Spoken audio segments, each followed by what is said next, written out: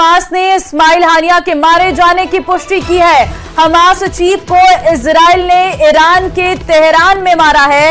Iran राष्ट्रपति की शपथ में गया था हमास चीफ हानिया। हमास प्रमुख हानिया का बॉडीगार्ड भी इस दौरान मारा गया है। बड़ी खबर आपको हम दे रहे हैं, जहां पर खबर निकलकर सामने आई है कि इजराइल के हमले में इस्माइल हानिया मारा गया है और बॉडीगार्ड हानिया का वो भी मारा गया है। हमास ने इस्माइल हानिया की मौत की पुष्टि की है। बड़ी जानकारी निकलकर सामने आई है। दरअसल इजराइल के हमले में हमास चीफ इस्माइल हानिया मारा गया है। इजराइल में लगातार हमला हो रहा है और अभी भी जो है हमला रुकने का नाम नहीं ले रहा है। और इस बीच इस हमले में है कि इजराइल के ईरान के तहखाने में मारा गया है और ईरान राष्ट्रपति की शपथ समारोह में हमास चीफ पहुंचा हुआ था, लेकिन इस दौरान जो मौत की खबर है वो निकलकर सामने आ रही है। हम आपको तीसरी तस्वीर में दिखा भी रहे हैं, जहां पर आप देख सकते हैं ईरान राष्ट्रपति की शपथ में हानिया आपको नजर आ रहा होगा। और फिलहाल जानकारी निकलकर सामने आई है कि इजराइल के हमले में ही हमास चीफ जो है वो मारा गया है। बड़ी खबर यह है और अब इसके बाद आगे देखना होगा कि आखिर इजराइल के हमले में मारे गए चीफ हानिया की इस मौत के बाद अब क्या स्थितियां बदलती हुई नजर आती हैं और मौत के पीछे के कारण क्या है, किस तरीके से मौत हुई है, इन सभी चीजों की जांच अब की जाएगी। और उसके बाद अब देखना होगा कि क्या हमास चीफ की इस मौत का बदला क्या हमास के लड़ाके लेते हुए नजर आएंगे, क्या तस्वीर रहेगी, इस पर सभी की नजर रहने वाली है। दरअसल हमास चीफ इस्माइल हानिया की मौत के बाद अब जो अंतर्राष्ट्रीय स्तर पर हलचल देखने को मिल रही है और हमास ने इस्माइल हानिया के मारे जाने की पुष्टि भी की है। ईरान राष्ट्रपति की शपथ ग्रहण समारोह में शिरकत करने के लिए हानिया गया हुआ था और इस दौरान मौत की पुष्टि जो है वो की गई है। तो उसकी भी तस्वीरें हम आपको दिखा रहे हैं, जहां पर जब शपथ ग्रहण समारोह था मौजूदगी साफ तौर पर हानिया की देखने को मिली थी। और इस दौरान क्योंकि इजराइल में हमले लगातार जारी हैं और इसी हमले में मौत की पुष्टि हुई है को लेकर अमेरिका में बहुत बड़ा फैसला हो सकता है। इजराइल के प्रधानमंत्री बेंयामिन नेतन्याहू इस वक्त अमेरिका में हैं और उनकी मुलाकात अमेरिका के राष्ट्रपति जो बाइडेन से होने वाली है। लेकिन इस बीच यमन के यूथी विद्रोहियों ने ऐसा प्लान बनाया है जिसके बाद इजरायली सेना के हेडक्वार्टर में अलार्म बजने लगा है। देखिए इसी पर स्पेशल रिपोर्ट।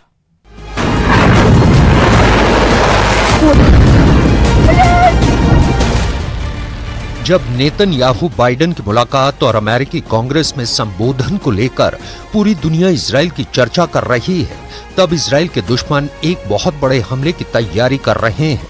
यह हमला भी कुछ ऐसे ही हो सकता है। 19 जुलाई शुक्रवार का दिन खुलने वाला था कि रात 3 बजे ये ड्रोन समंदर की तरफ से तेल अवीव में दाखिल होता है और कुछ ही सेकंड बाद एक बार फिर देखिए वो ड्रोन अटैक जिससे इजराइल बच नहीं सका। अब ऐसे ही कई हमले इजराइल के तेल के कुओं और गैस फील्ड पर करने की तैयारी हो रही है। भूमध्य सागर में इजराइल के कई तेल और गैस के भंडार हैं और यहाँ उसके ऑयल रिग्स पर ड्रोन अटैक किया जा सकता है। यही यमन की ड्रोन फोर्स का नया टारगेट बन सकते हैं। इन पर हमलों को रोक पाना इजराइल के लिए आसान नहीं होगा। ऑयल रिग्स पर हमले का मतलब है कि इजराइल की एनर्जी इंडस्ट्री की तबाही। भूमध्य सागर में इजराइल की तमाम लेवियाथन और करीश गैस फील्ड है। यहाँ इजराइल हर साल 21 अरब क्यूबिक मीटर गैस का उत्पादन करता है। इस गैस फील्ड से मिस्र और जॉर्डन को भी गैस की सप्लाई की जाती है। ऐसे में नेतन्याहू की बेचैनी बहुत ज्यादा है। तेल अवीव पर हुए ड्रोन अटैक के बाद इजराइल को अपने शहरों से ज्यादा अपने तेल के कुओं की चिंता सता रही है, क्योंकि यहाँ पर हमला रोकना आसान नहीं होगा। जब तेल अवीव में आधी रात 3 बजे हमला हुआ तो धमाका बहुत बड़ा था। किसी को समझ नहीं आया कि आखिर हुआ क्या। सड़कों पर लोग बदहवास हालत में नजर आए। इस हमले में एक व्यक्ति की मौत हो गई, 10 लोग जख्मी हुए हैं। तेल अवीव में अफरा तफरी मच गई। ड्रोन से हुए इस धमाके ने इजराइल को बुरी तरह से हिलाकर रख दिया। लोग सड़कों पर निकल आए, सायरन बजने लगे। आखिर इजराइल की राजधानी में दुश्मन का ड्रोन कैसे घुस गया? कैसे इजराइल का सबसे मजबूत किला आग के शोलों से चकनाचूर हो गया? तेल अवीव में जहां अटैक हुआ वो तेल अवीव का याफा इलाका है, और जिस ड्रोन से यमन ने हमला किया उस ड्रोन का नाम भी याफा है।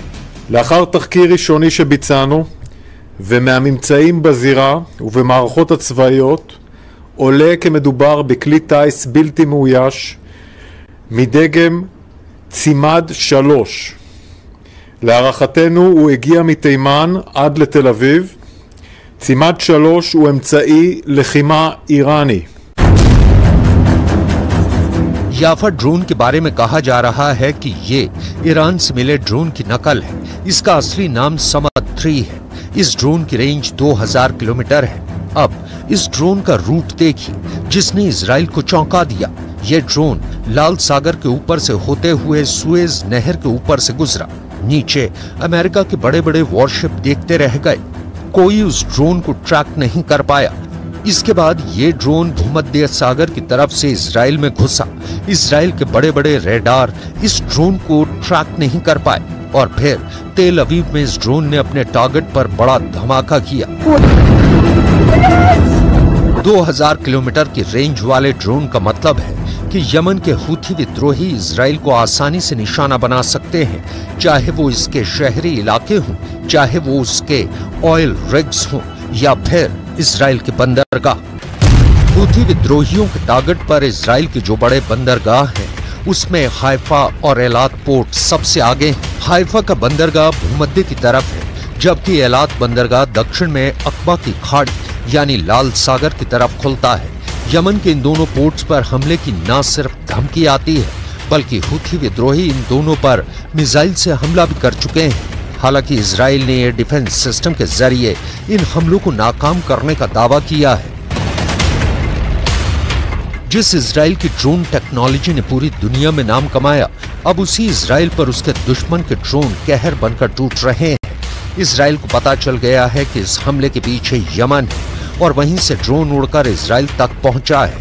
नफ़ज़ सिलाहुल जव्विल मुसय्यर फिल क़ुव्वातिल मुसल्लहतिल यमनिया बिअौनिल्लाहि तआला अमलियतन अस्करियतन नौइया तमथलत फी इस्तिहदाफ अहदिल अहदाफिल मुहिम्मा फी मंतिक़ति याफ़ा मुहतल्ला मा युसम्मा इस्राईलियन तल अबीब वक़द नफ़ज़तिल अमलिया बिताइरतिन मुसय्यरतिन जदीदा।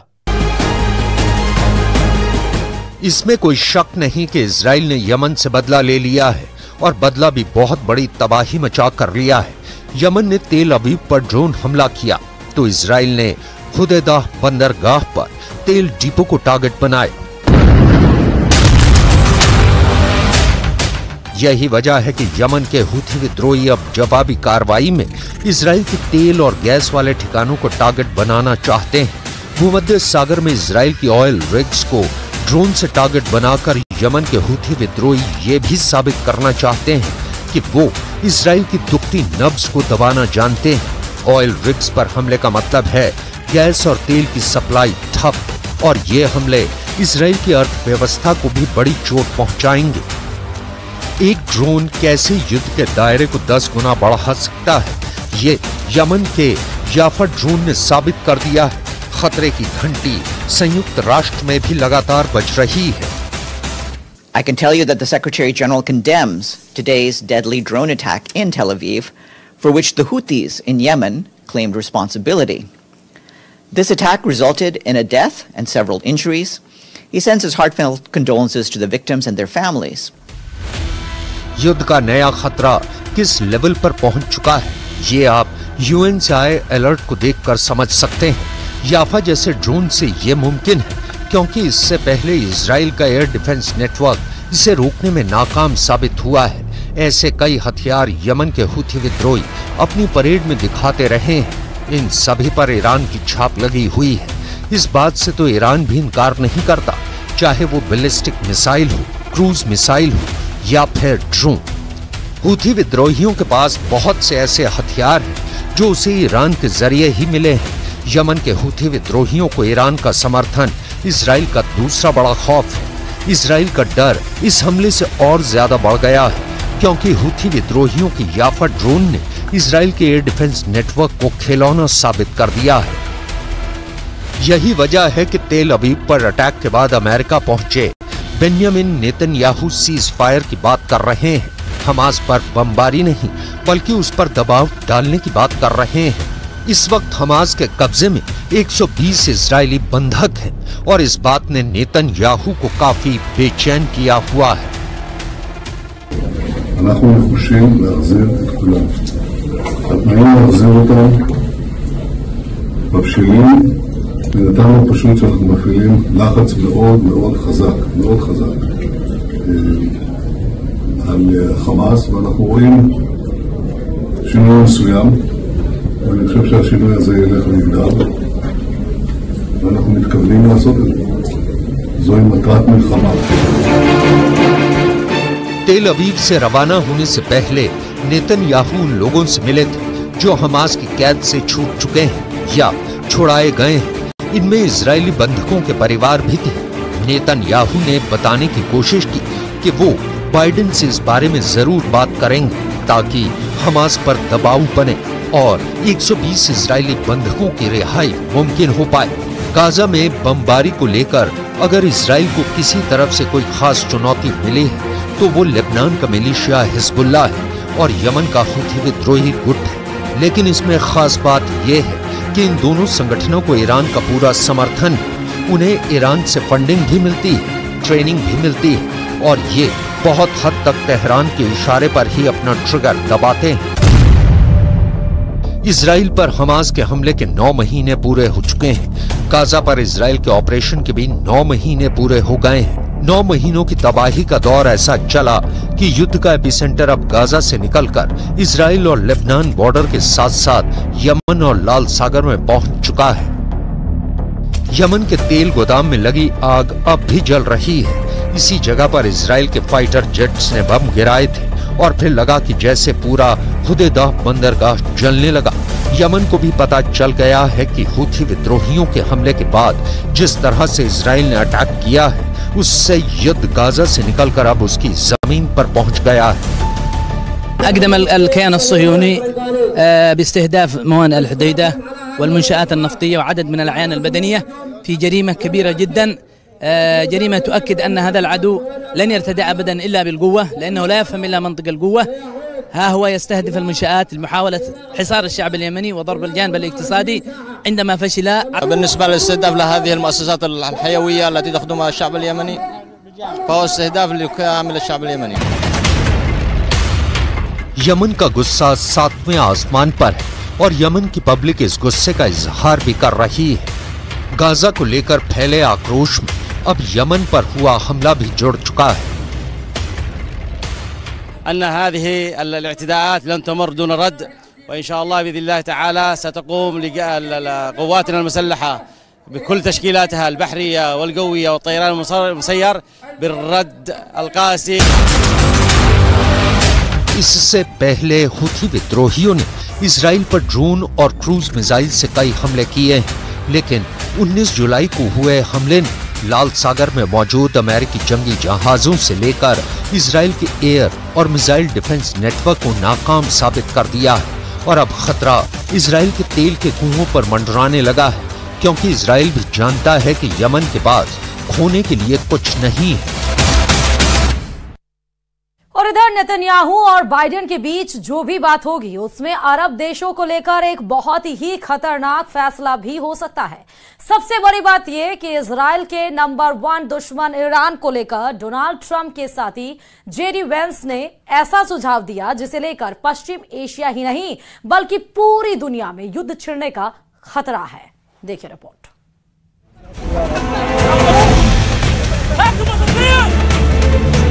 الآن اشتعال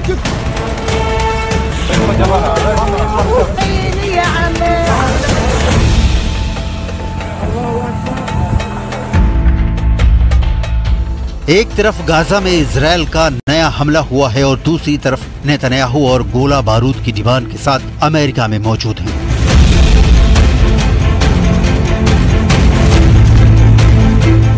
गाजा में इजराइल की बमबारी से एक ही दिन में करीब 100 लोगों की मौत हो चुकी है, 300 से ज्यादा घायल हैं। ये गाजा में सबसे खूनी दिनों में से एक साबित हुआ है।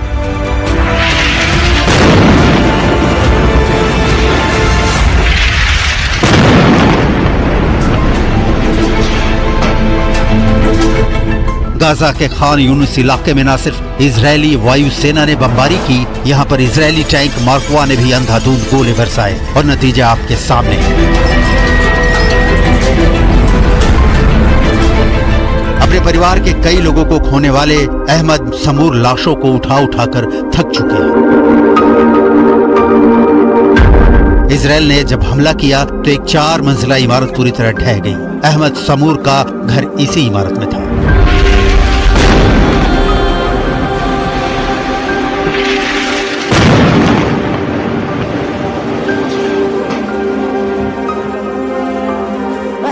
احنا تعبنا في غزه، احنا كل يوم هيدا مش اولاد بس عم نشفي.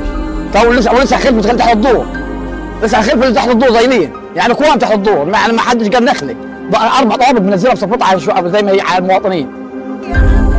गाजा के नासिर मेडिकल कॉम्प्लेक्स में एक साथ करीब 200 घायल लोगों को पहुंचाया गया। बहुत से लोग मर चुके थे, लेकिन उनके रिश्तेदारों को उम्मीद थी कि सांस बाकी है। ये तस्वीरें बता रही हैं कि एक तरफ गाजा में तबाही जारी है, लेकिन दूसरी तरफ अमेरिका में नेतन्याहू को घेरने की कोशिश भी जारी है।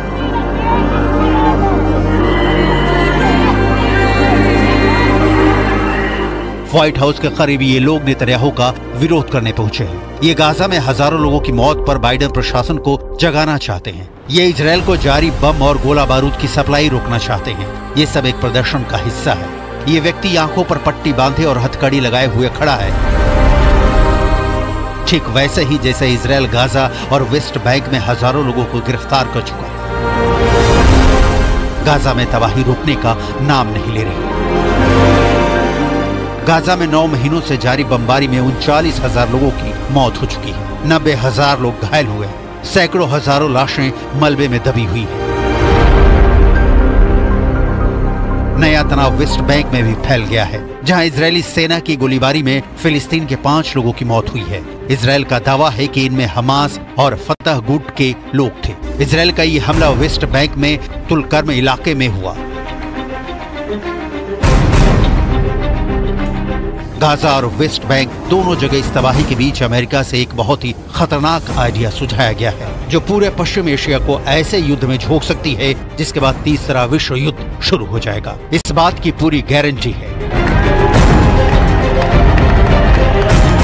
अमेरिका में ओहायो की सीनेटर और डोनाल्ड ट्रंप के रनिंग मेट जेडी वेंस, जो रिपब्लिकन पार्टी के वाइस प्रेसिडेंट के कैंडिडेट के रूप में उभरे हैं, उन्होंने अमेरिका के न्यूज चैनल को दिए इंटरव्यू में बहुत ही खतरनाक रास्ता दिखाया है। जेडी वेंस ने कहा है कि ईरान के खिलाफ बाकी अरब देश एकजुट हो जाएं। जेडी वेंस ने अरब वर्ल्ड के सुन्नी बहुल देशों को ईरान के खिलाफ एक फ्रंट बनाने का सुझाव दिया है, क्योंकि ईरान शिया बहुल देश है। यानी साफ है कि अमेरिका का एक पावरफुल लीडर इस वक्त अरब वर्ल्ड को धर्म और संप्रदाय के बीच बांटना चाहता है।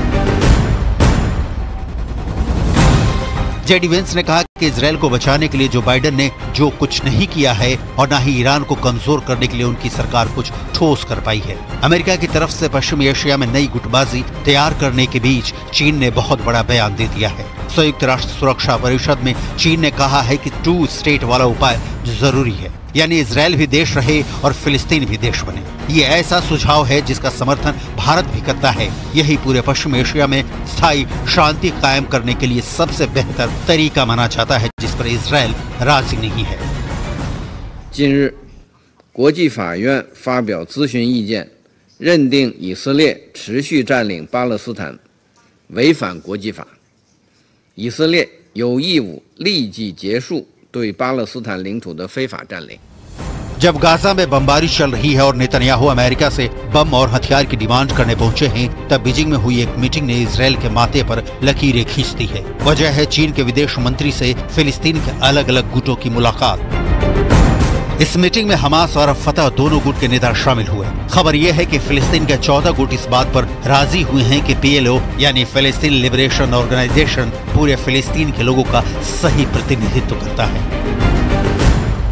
最核心的成果就是明确巴解组织是巴勒斯坦人民的唯一合法代表。最突出的亮点就是围绕加沙战后治理，组建临时民族和解政府达成了一致。 जहां अमेरिका फेल हुआ है वहां चीन ने बाजी मारी है। सऊदी अरब और ईरान के बीच दोस्ती कराने के बाद चीन इजरायल और फिलिस्तीन के बीच स्थायी हल निकालने में जुट गया है। चीन अब डील मेकर बनना चाहता है, लेकिन इन तस्वीरों के बीच अगला एक हफ्ता गाजा में चल रहे युद्ध के लिए बहुत अहम होने वाला है। जुलाई के अंत तक अगर ये युद्ध रुकता हुआ नजर नहीं आया तो समझ लीजिए कि फिर ये युद्ध पूरी तरह आउट ऑफ कंट्रोल हो जाएगा।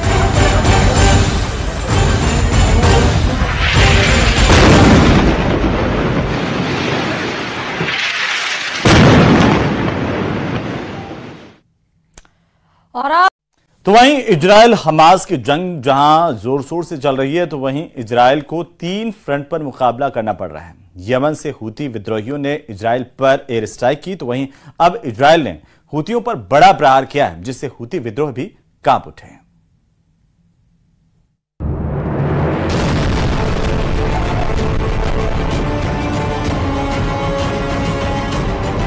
यमन में इजराइल ने बड़ा हमला किया है। इजराइल ने यमन के अल हुदैदा बंदरगाह के ईंधन डिपो पर एयर स्ट्राइक किया। दावा है कि इसमें इजराइल के अलावा अमेरिका, ब्रिटेन समेत तीनों देश शामिल थे। रिपोर्ट में दावा है कि 12 इजरायली विमान, जिनमें F-16 और F-35 विमान शामिल थे, जिन्होंने यमन में भारी बमबारी की। हमले में 3 लोगों की मौत हो गई, तो वहीं 85 से ज्यादा लोगों के घायल होने की जानकारी सामने आ रही है। इजराइल के टारगेट पर हूती विद्रोहियों के ठिकाने थे, जिन पर ताबड़तोड़ हमले के बाद बड़ा नुकसान पहुंचा है। हमले में कई लोगों की मौत हो गई, तो कई लोगों के घायल होने की भी खबर है। इस हमले की निगरानी खुद इजराइल के पीएम नेतन्याहू कर रहे थे। इससे पहले इजराइल की राजधानी तेल अवीव पर ड्रोन से अटैक हुआ था, जिसकी जिम्मेदारी हूती विद्रोहियों ने ली थी। अब यमन में इजराइल का हमला इसी का जवाब बताया जा रहा है। इजराइल के हमले के बाद हालात और बिगड़ने की आशंका जताई जा रही है, क्योंकि इजराइल इस वक्त 3 फ्रंट पर हमले कर रहा है। एक तरफ गाजा में हमास के खिलाफ कार्रवाई जारी है, दूसरी तरफ लेबनान में हिजबुल्लाह के ठिकानों पर बमबारी हो रही है, और अब यमन में हूती विद्रोहियों के खिलाफ अभियान छेड़ दिया है। तेल अवीव में हमले के एक दिन बाद इजराइल की एक ठोस कार्रवाई सामने आई है। इससे पहले यमन ने इजराइल पर एयर स्ट्राइक की थी। शांत समंदर दिखाई दे रहा है, लेकिन तभी एक ड्रोन तेल अवीव शहर की तरफ बढ़ता है और कुछ सेकंड बाद चीख पुकार मच जाती है। ड्रोन जैसे ही तेल अवीव पर गिरता है तो जोर का धमाका होता है।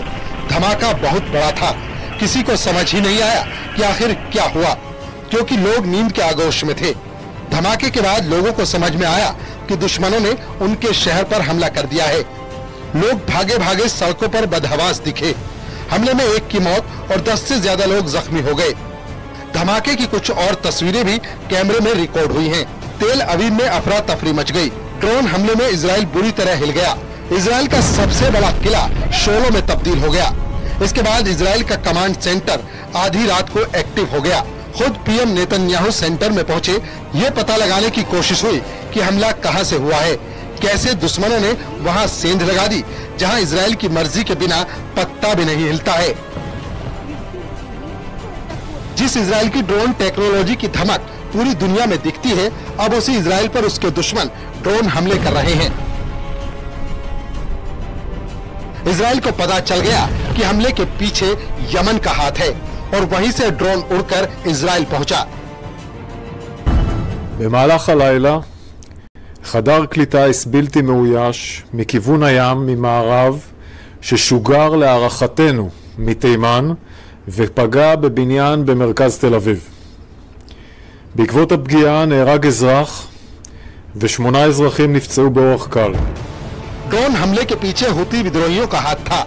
यमन को हथियारों की मदद ईरान से मिलती है। इजराइल और ईरान के बीच हमेशा 36 का आंकड़ा रहता है।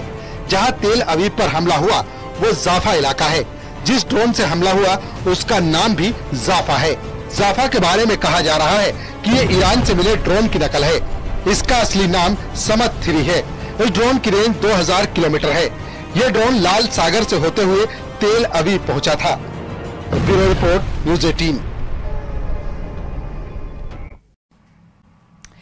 इजरायल में रविवार सुबह की शुरुआत धमाकों के साथ हुई। हिजबुल्लाह के रॉकेट हमलों से इजरायल के कई इलाके कांप उठे हैं, लेकिन इजरायल के आयरन डोम में हिजबुल्लाह के मंसूबों पर पानी फेर दिया। अब बारी इजरायल की है।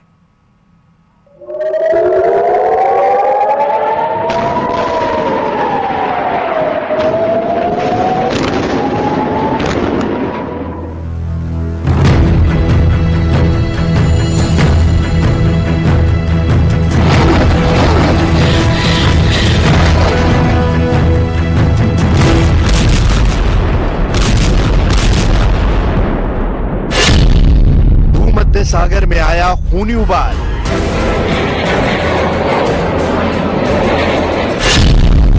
तेल अवीव से बेरूत तक बरसा बारूद।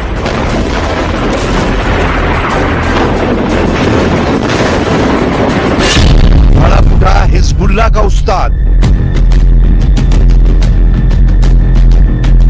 पिछले 48 घंटों में उत्तरी इजराइल और दक्षिणी लेबनान का इलाका ज्वालामुखी की तरह धधक रहा है। 48 घंटे के अंदर हजारों की संख्या में रॉकेटों से हमले हुए हैं। आसमान से हजारों टन बारूद बरसाए गए हैं। बमों की ऐसी बारिश पिछले साल अक्टूबर में हमास के साथ शुरू हुए युद्ध के बाद पहली बार उत्तरी इजराइल और दक्षिणी लेबनान में इतने बड़े हमलों को अंजाम दिया गया। बमों की ऐसी बारिश पिछले साल अक्टूबर में हमास के साथ शुरू हुए युद्ध के बाद पहली बार उत्तरी इजराइल और दक्षिणी लेबनान में इतने बड़े हमलों को अंजाम दिया गया।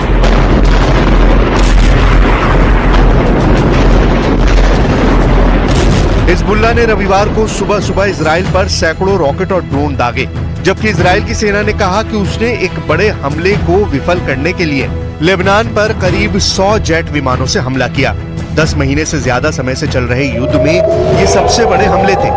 सुबह के वक्त आसमान में मिसाइलें देखी गई। उत्तरी इजराइल में हवाई हमले के सायरन बजने लगे, लेकिन इतनी ज्यादा संख्या में रॉकेट से हमले हुए थे कि इजराइल के एयर डिफेंस सिस्टम फेल हो गए।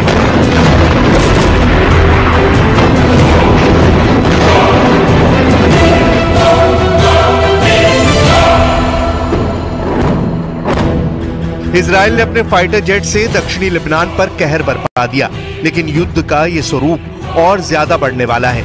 एक तरफ इजराइल में इमरजेंसी लागू करनी पड़ी है और नेतन्याहू ने ऐलान कर दिया है कि लेबनान में जो हुआ है वो ईरान में भी हो सकता है।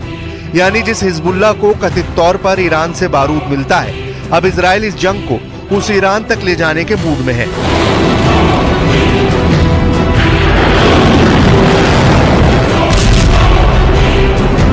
नेतन्याहू के इस ऐलान के बाद भी हिजबुल्लाह रुकने वाला नहीं है। हजारों लॉन्च पैड तबाह होने के दावों के बाद भी लेबनान से ऑपरेट करने वाले हिजबुल्लाह के कमांडर ने ऐलान किया है कि इजराइल को किसी तरह की माफी नहीं मिलने वाली।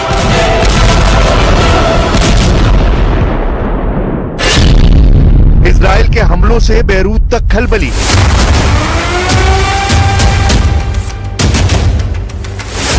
नसरल्लाह का ऐलान, होगा बड़ा घमासान।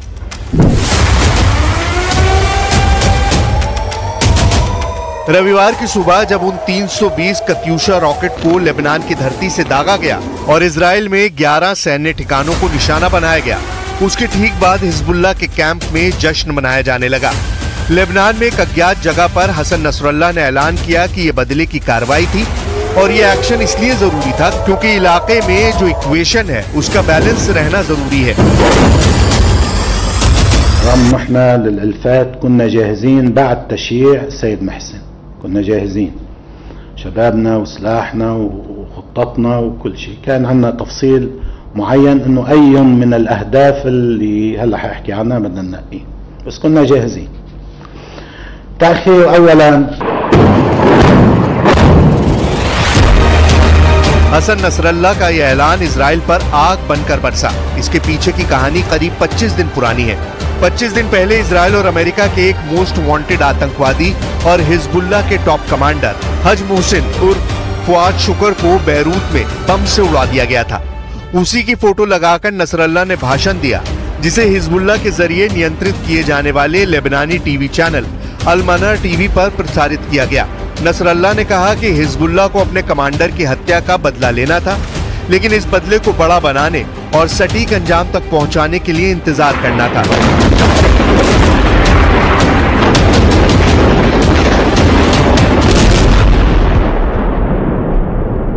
وأحد أسباب الركض الأمريكي المنافق هو الخشية من رد محور المقاومة وتداعيات الردود والذهاب إلى حرب إقليمية ومشاكل. بلشوا يحكوا إنه في وقف العدوان ووقف إطلاق نار وطولوا بالكم وإلى آخره. بالحقيقة نحن تريثنا. जिस कमांडर मोहसिन की मौत का बदला लेने के लिए नसरल्ला ने 320 रॉकेट से इजराइल पर हमलों को अंजाम दिया, उस कमांडर मोहसिन के पास ही हिजबुल्लाह के रॉकेट रेजिमेंट की कमान थी और मिसाइल से सटीक हमलों में वो माहिर था। नसरल्ला का प्लान 6000 रॉकेट से हमला करने का था, लेकिन जिस समय अमेरिका और इजराइल हमास के साथ युद्ध विराम के एग्रीमेंट पर काम कर रहे थे, उस वक्त हिजबुल्लाह ने ऑपरेशन मोहसिन को अंजाम दिया और इजराइल पर 10 महीनों में सबसे बड़े हमले को अंजाम देकर हालात ऐसे कर दिए कि इजराइल को 48 घंटों के लिए देश में इमरजेंसी लागू करनी पड़ी।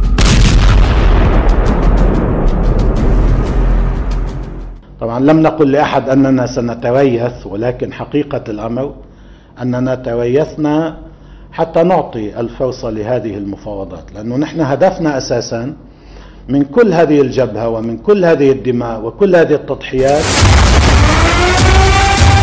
रविवार को सैयद हसन नसरल्ला का ये भाषण पूरे लेबनान में प्रसारित किया गया और बड़ी संख्या में लेबनान के लोगों ने नसरल्ला के भाषण को सुना। लेबनान में नसरल्ला का ये भाषण क्यों अहम है, इसे इसी से समझिए कि नसरल्ला ने जब भाषण दिया तो लेबनान के लोगों के जहन में इजराइल के लिए गुस्सा बढ़ता चला गया और हिजबुल्लाह चीफ की बातें उन्हें गजा से जोड़ देती हैं। دائما كلام السيد بيعطي معنويات وبيعطي ثقة لجمهور المقاومة ولكل الناس الوطنيين، مش بس لجمهور المقاومة. كلام مريح وواقعي وفي حس وطني كبير. اليوم قال للناس كلها نحن ما بنسكت عن حقنا لأنه ربينا هيك، ونحن بهالحرب حتى وقف الحرب على غزة، ونحن جنبنا المدنيين لأنه قيمنا وأخلاقنا وشيمنا بتتجنب المدنيين، ورح نضل نتجنب المدنيين. ما عندنا إلا أهداف عسكرية، والعين بالعين والسن بالسن والبدء أصلا. उधर हिजबुल्लाह ने इजराइल के उन दावों को खारिज कर दिया है जिसमें इजराइल ने दावा किया है कि उसने हिजबुल्लाह के हजारों लॉन्च पैड को तबाह कर दिया है। यानी हिजबुल्लाह अभी भी आने वाले समय में अपने कमांडर की मौत का बदला लेने के लिए नए हमलों को अंजाम दे सकता है, लेकिन इसकी तैयारी के लिए एक बार फिर उसे वक्त चाहिए होगा, जबकि इजराइल को सोचना नहीं है। नेतन्याहू की सेना के गोदाम में बारूद ही बारूद है और वो सिर्फ एक इशारे पर लेबनान में हिजबुल्लाह के ठिकानों पर किसी भी वक्त बरस सकते हैं।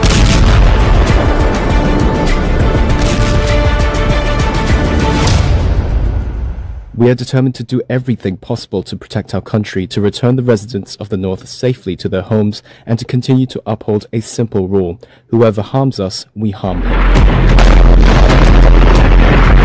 रविवार को हुए हमले ऐसे समय में हुए जब गाजा में लड़ाई रोकने के लिए आखिरी कोशिश के तहत काहिरा में फिर से बैठक हो रही थी। वहीं अमेरिका से व्हाइट हाउस का बयान आया कि राष्ट्रपति जो बाइडेन इलाके में हो रही घटनाओं पर नजर रखे हुए हैं, लेकिन जो बाइडेन के खिलाफ मोर्चा खोलने वाले अमेरिका के पूर्व राष्ट्रपति और मौजूदा राष्ट्रपति के चुनाव में शामिल डोनाल्ड ट्रंप ने ऐलान कर दिया है कि कहीं ये जंग तीसरे विश्व युद्ध की ओर न पहुंच जाए।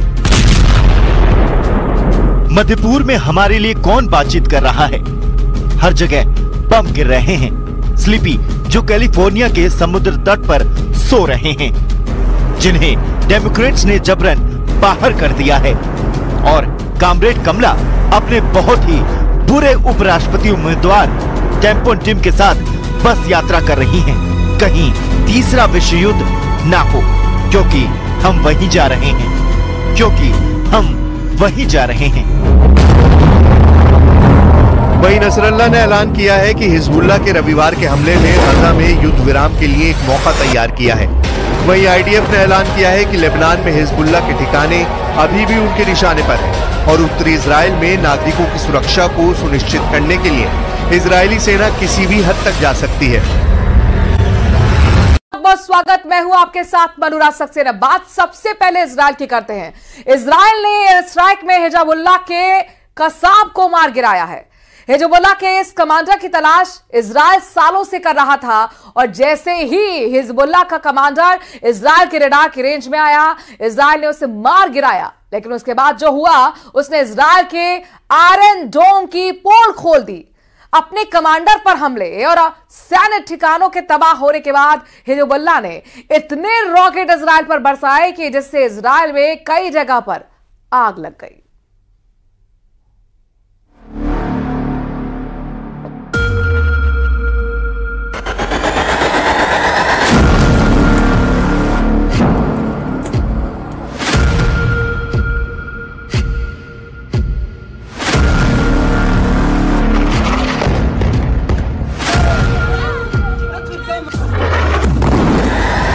इजरायल ने मार डाला हिजबुल्लाह का कसाब। हिजबुल्लाह का सैन्य ठिकाना हुआ तबाह।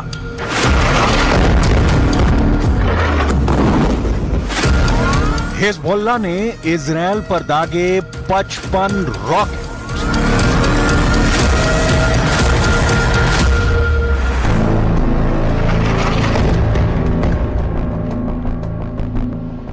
इजरायल ने हिजबुल्लाह के हाथ काट डाले हैं। इजरायली हमले में हिजबुल्लाह का वो कसाई कमांडर मारा गया है जिसकी तलाश उसे वर्षों से थी। हिजबुल्लाह का वो कसाई कमांडर कसाब कैसे फंसा इजरायल के फंदे में, ये हम आपको बताएं। उससे पहले देखिए उस अटैक का एक्सक्लूसिव वीडियो जिसमें कसाब मारा गया। लेबनान में यह हिजबुल्लाह का एक सैन्य ठिकाना है, बिल्कुल शांत, कोई भी मूवमेंट नहीं दिख रही। तभी चुपके से इजरायल का एक ड्रोन साउथ लेबनान के नबाती इलाके में दाखिल होता है। इजरायल को हिजबुल्लाह के इस ठिकाने की पूरी जानकारी थी। इजरायल के पास ये भी जानकारी थी कि हिजबुल्लाह का ये सैन्य ठिकाना है और हिजबुल्लाह इसे हथियार डिपो के रूप में इस्तेमाल कर रहा था। ड्रोन अब हिजबुल्लाह के ठिकाने के ठीक ऊपर पहुंच चुका है। टारगेट लॉक होता है और तभी होता है एक जोरदार धमाका।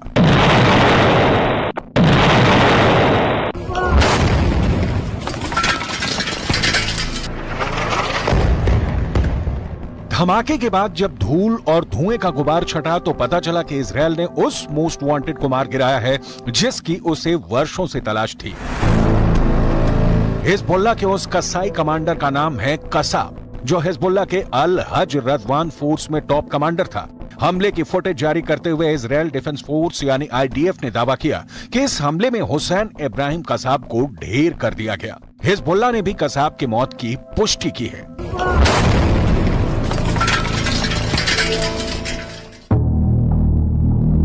मीडिया रिपोर्ट के मुताबिक हुसैन इब्राहिम कसाब लेबनान के टायर शहर से मोटरसाइकिल से जा रहा था, तभी इजरायल ने ड्रोन अटैक में उसे मार गिराया। इजरायली सेना का कहना है कि 7 अक्टूबर से अब तक हिजबुल्लाह के 412 आतंकी मारे जा चुके हैं और इब्राहिम कसाब भी उन्हीं में से एक है। इजरायल के इस हमले से हिजबुल्लाह बुरी तरह से तिलमिला गया है। अब इजरायली हमले के बाद हुए उस जगह की तस्वीर देखिए, सब कुछ तबाह हो चुका है। ईंट दर ईंट ढह चुका है हिजबुल्लाह का अड्डा। इमारत का कोई हिस्सा नहीं बचा जो सही सलामत हो। सामान ले जाने वाले इस ट्रक की हालत देखिए, ये भी बिल्डिंग के मलबे में दब चुका है। हमले के बाद लेबनानी मीडिया ने कहा कि इजरायली हमले में 10 की मौत हुई, 2 बच्चे भी मृतकों में शामिल थे। लेबनानी मीडिया ने कहा कि सभी पीड़ित सीरियाई नागरिक थे। इजरायली सेना ने कहा कि यह जगह हिजबुल्लाह का हथियार डिपो था। लेबनान की सरकारी मीडिया एजेंसी NNA ने दावा किया है कि इजरायली हमले में 10 लोगों की मौत हुई है, जबकि 5 ऐसे लोग हैं जो गंभीर रूप से घायल हुए हैं, जिनका अस्पताल में इलाज जारी है। सुनिए हमले के बाद उस शख्स का बयान जो सबसे पहले वहां पहुंचा था।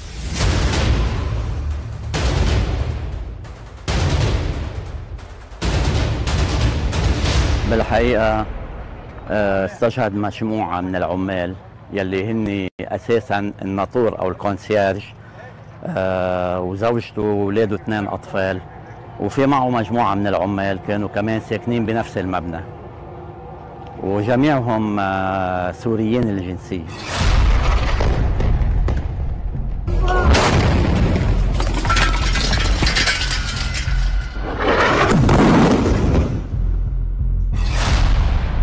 मीडिया रिपोर्ट के मुताबिक 17 अगस्त को ही कसाब पर हुए हमले के बदले के लिए हिजबुल्लाह ने आईडीएफ की चौकी पर एक ड्रोन हमला किया, जिसमें इजरायल के 2 सैनिक घायल हुए। एक सैनिक की हालत गंभीर बताई जा रही है, जबकि दूसरा मामूली रूप से घायल हुआ है। ईरान समर्थित मिलिशिया हिजबुल्लाह ने इस हमले की जिम्मेदारी लेते हुए बयान भी जारी किया, जिसमें ड्रोन से 2 विस्फोटक दागने की बात कबूल की गई। ऐसे में बड़ा सवाल यह है कि इजरायल का आयरन डोम नहीं झेल पा रहा है हिजबुल्लाह और हमास के हमले। और क्या इजरायल का आयरन डोम बूढ़ा हो गया है? ये सवाल इसलिए क्योंकि हिजबुल्लाह ने इजरायल पर सिर्फ एक ड्रोन हमला ही नहीं किया, बल्कि एक साथ शनिवार को उत्तरी इजरायल पर 55 रॉकेट दागे हैं। ये हमला इजरायली हवाई हमले के जवाब में किया गया। इजरायली हमले में दक्षिणी लेबनान के नबादीज शहर के पास 10 लोगों की मौत हो गई थी। इजरायली सेना का कहना है कि हिजबुल्लाह के कुछ रॉकेट खुले इलाकों में गिरे, जबकि दूसरे रॉकेट से कई जगहों पर आग लग गई। हिजबुल्लाह के हमले के बाद इजरायल के कई इलाकों में आग लग गई, जिसके बाद तुरंत ही फायर ब्रिगेड की गाड़ियों को रवाना किया गया और लोगों से उस जगह को खाली कराया गया। पूरा इलाका धूल और धुएं के गुबार से भर चुका था। फायर ब्रिगेड की गाड़ियों ने बड़ी ही मुश्किल से आग पर काबू पाया। इसीलिए इजरायल के आयरन डोम पर सवाल खड़े हो रहे हैं। सुनिए उस फायर फाइटर की जुबानी कि हिजबुल्लाह के हमले के बाद क्या हुआ। ירי, וכמובן שאחרי כל ירי יש הצתות, עניינים כתוצאה מהירי, ופה הייתה פה נפילה, ומסתבר היו פה אנשים, ועכשיו אנחנו הבאנו לכאן את האוטובוסים של המועצה.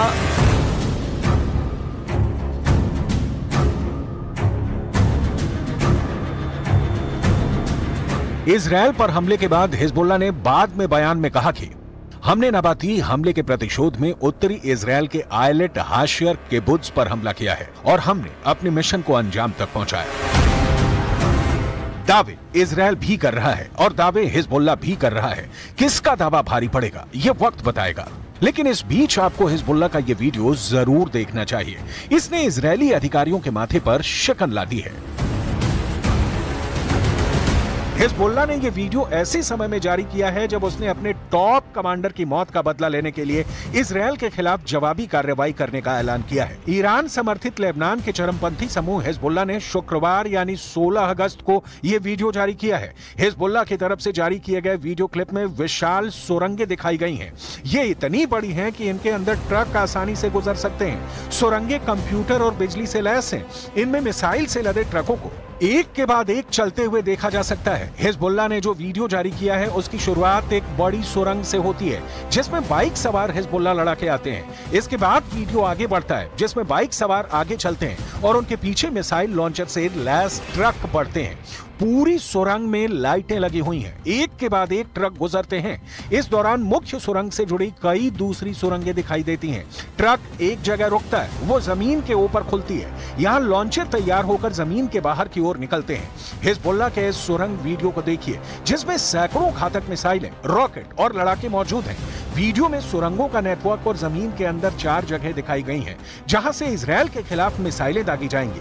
हिजबुल्लाह का दावा है कि इन सुरंगों से मिसाइल हमला करके वो दुश्मन के हर इलाके तक पहुंच सकता है। वीडियो में दिखाया गया है कि ट्रक पर रखे मिसाइल लॉन्चर तैयार होकर जमीन के बाहर निकलते हैं। हिजबुल्लाह से जुड़े न्यूज नेटवर्क अल मायादीन ने कहा कि ये सुरंगें और मिसाइल सुविधा जमीन के अंदर बहुत गहराई में है। दुश्मन की खुफिया एजेंसी इसका पता नहीं लगा सकती है और ये हमले से बचाव प्रदान करती है। חיזבאללה כל יום, מכות קשות מאוד, ואנחנו גם נגיע למצב של מוכנות מלאה לעשות כל פעולה שנידרש בלבנון, או להגיע להסדרה מעמדה של כוח. אנחנו מעדיפים הסדרה, אבל אם המציאות תחפה עלינו,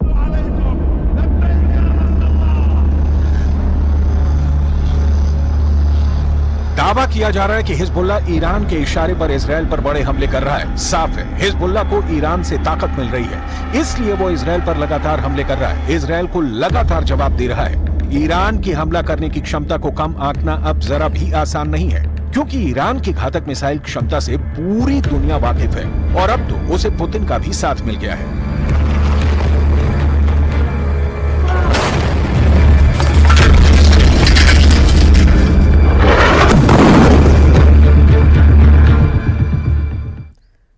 दुनिया पर तीसरे खाड़ी युद्ध का खतरा मंडराने लगा है। ऐसा इसलिए क्योंकि अमेरिका ने अपना 30% वॉरशिप इस वक्त पश्चिम एशिया के आसपास तैनात कर दिए हैं। ये ऐसे बैटल ग्रुप हैं जिनके पास परमाणु हथियार भी हैं और ये बात पक्की है कि इस वक्त अमेरिका के टारगेट पर ईरान है।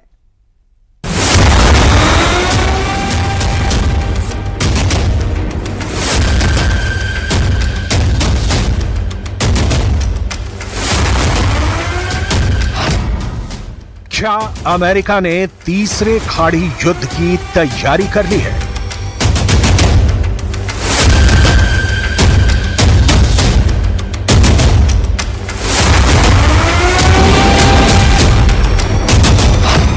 अमेरिका ने अपनी 30% नौसेना इजरायल को बचाने के लिए उतार दी है, या अमेरिका ने अपनी 1/3 नेवी ईरान को मिटाने के लिए तैनात कर दी है। यूएस के रेडार पर सिर्फ ईरान नहीं, लेबनान भी है, सीरिया भी है, यमन भी है और गाजा भी।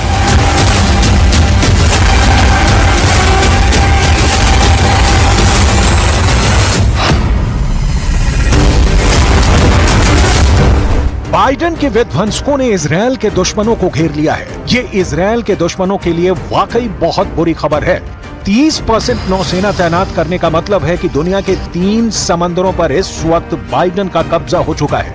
यूएस नेवी के इस डिप्लॉयमेंट से इजरायल के दुश्मनों के पसीने छूट गए हैं। कहां तो ईरान इजरायल पर हमले की धमकी दे रहा था और कहां अब खुद की सुरक्षा करनी तक मुश्किल हो गई है। सिर्फ ईरान ही नहीं, इस तैनाती से लेबनान भी सहमा हुआ है, यमन भी घबरा गया है और गाजा तो इजरायल की लिस्ट में सबसे ऊपर है। इसलिए एक बार फिर सवाल, क्या अमेरिका ने तीसरे खाड़ी युद्ध की तैयारी कर ली है? अमेरिका ने पहला खाड़ी युद्ध 1990 में लड़ा। तब अमेरिका के राष्ट्रपति थे जॉर्ज डब्ल्यू बुश सीनियर और निशान